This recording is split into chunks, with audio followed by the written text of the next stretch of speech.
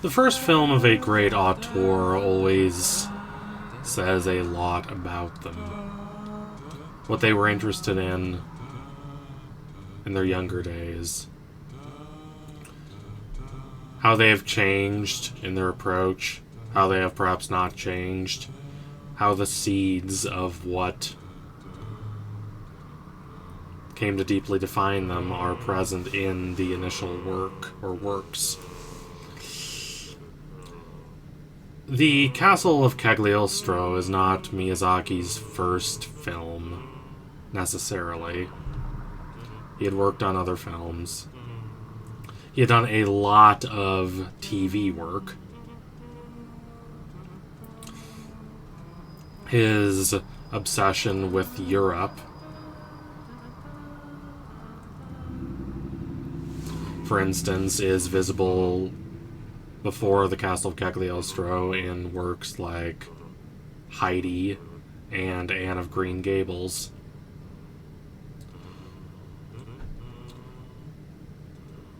Which very much emphasize the pastoralism, the sense of whimsy, the sense of enchantment in ordinary things that Miyazaki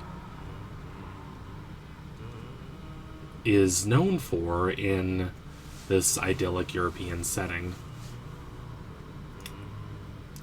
But the Castle of Cagliostro is the first full-length animated feature that Miyazaki directed, and it is his first great film that I think he was a part of. It is part of the Lupin III franchise.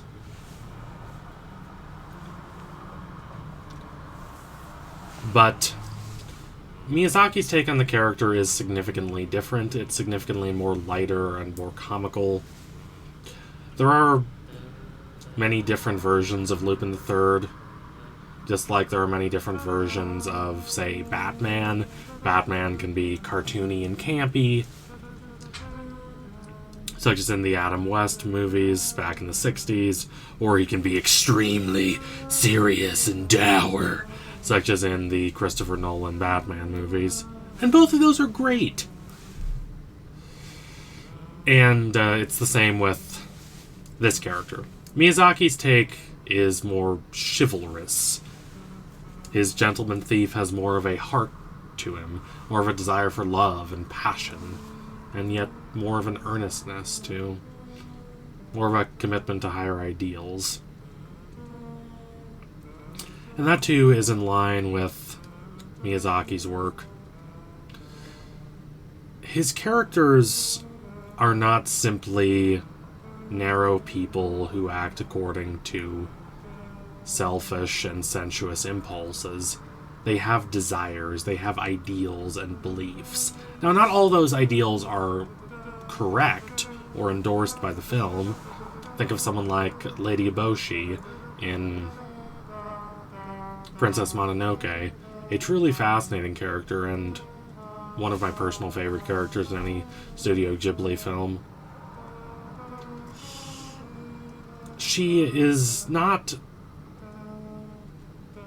a good person necessarily, in the narrow sense of that term. She does want to destroy the forest in order to support her town. And she is incredibly ambitious, sometimes to the point of being myopic, but she deeply is a person of ideals. She deeply is a person who wants to do the best for those who have placed their trust in her. She wants to make the world a better place. She wants to provide refuge for the lost and the desperate. She wants to build her town into a great industrial colossus in order to make people's lives better. A lot of Miyazaki characters are like that.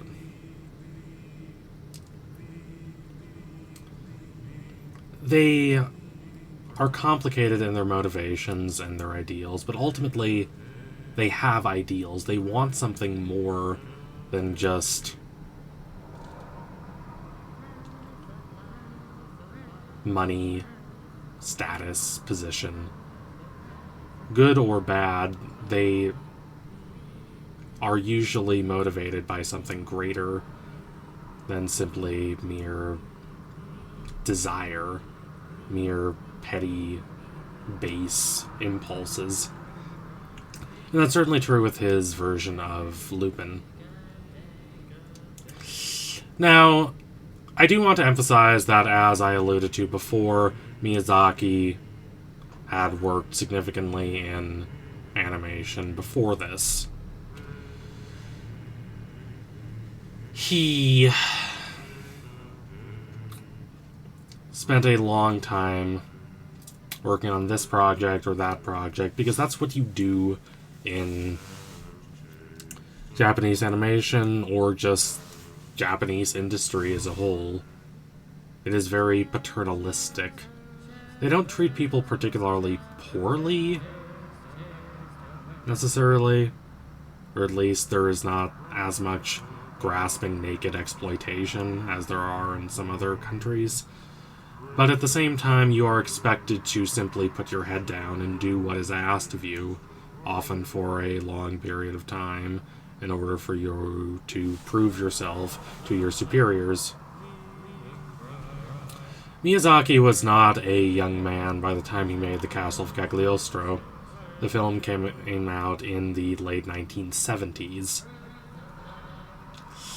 Now, that is a long time ago now, and it's quite remarkable that more than 40 years after this first masterpiece, Miyazaki made his latest masterpiece, The Boy and the Heron.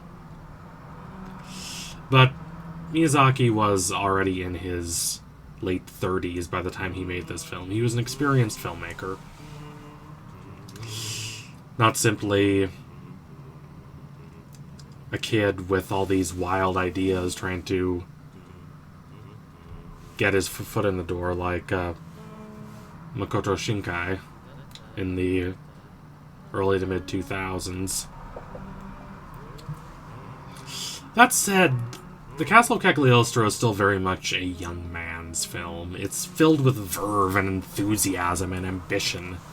There's this lightness, this energy, this sense of passion to it. There's a desire to simply put everything in there, to include every creative idea that one thinks of. This is a relatively episodic film compared to a lot of Miyazaki's later work, which is not surprising considering that Miyazaki was more familiar with television at this point, through things like Heidi and Anne of Green Gables.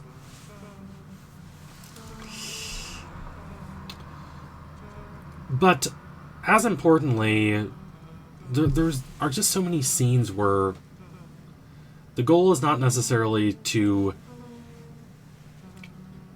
make something that's a poignant part of a larger cinematic tapestry. It's just to grab the audience's attention viscerally and passionately, to demonstrate the wonder and the excitement of this movie and what Miyazaki can do in this medium.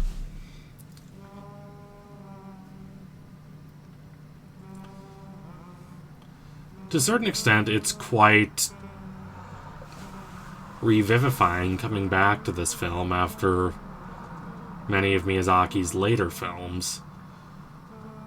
I'm particularly thinking of The Wind Rises and The Boy and the Heron, which are both brilliant masterpieces, and I adore them, but they're both very heavy films, filled with existential despair and confusion regarding how to handle a world that is innately violent and destructive, and the individual's inability to transcend those violent, destructive impulses.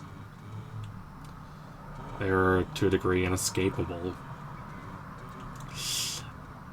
There is this hefty sense of melancholy in those films, even in their sweeter moments, that is not really present here. This is a very energetic, optimistic film.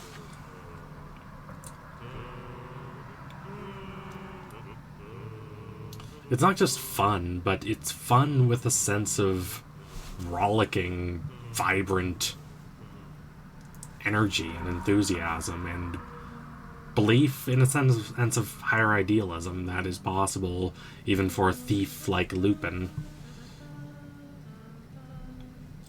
If many of Miyazaki's later films are about the inevitability of even an ostensibly good and moral individual to be pulled into the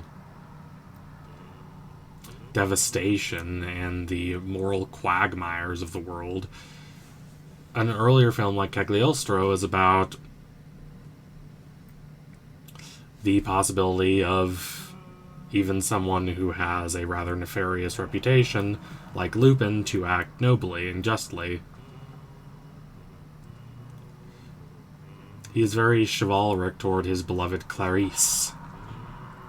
He wants to be with her, but he also understands that that might not be what's best for her, and he ultimately wants to act in a way that guarantees her prosperity and her well-being, even if it means letting go of her. It's fundamentally a film about selflessness. And that makes as much of an impact, I think, as all the admittedly wild and rapturously animated scenes, the clock tower scene being justly the most famous in the film. And there are a lot of ideas here that constantly come back throughout Miyazaki's entire body of work.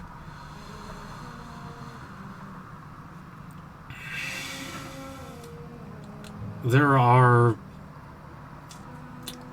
a lot of sweet relationships in Miyazaki's films between individuals who really want what's best for each other. They want to be with each other, but even above that, they want the other to really prosper, even if it means they have to be apart. There are a lot of bittersweet farewells in Miyazaki's films. Think of Chihiro and Haku in Spirited Away. Think of Ashitaka and San in Princess Mononoke.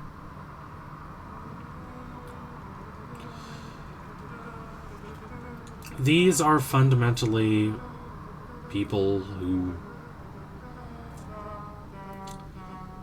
both care about